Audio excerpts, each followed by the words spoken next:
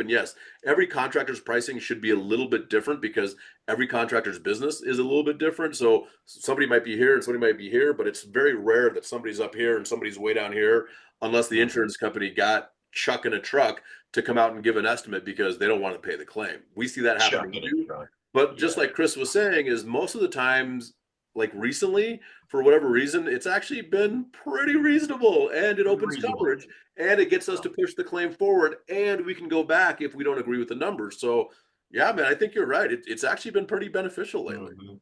And keep in mind too, when you work with Belcher Claims, we're actually at that meeting as well, that Yeah, inspection with that competitive bid, that general yeah, contractor, absolutely. because Usually we want to we're going point to be everything there. out.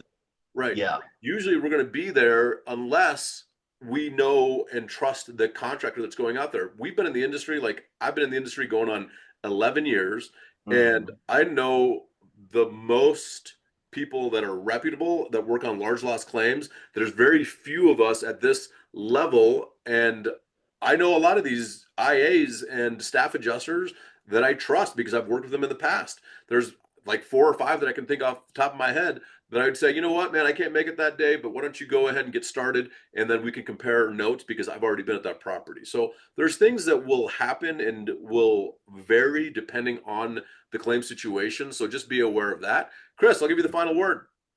No, I think this was a great one. Very, very informative and education Yeah. to all of our, insureds and everyone that we work with. It could, like I said, continue to keep sending us the business. We've got a very good reputation, and we're just going to go that extra mile, especially when it comes to these types of situations. Right. Like Taylor said, it can sometimes be a good thing, and so far, it's been somewhat kind of a good thing. So, Yeah. hey, And this these could be things a kind different of go in conversation waves. next week.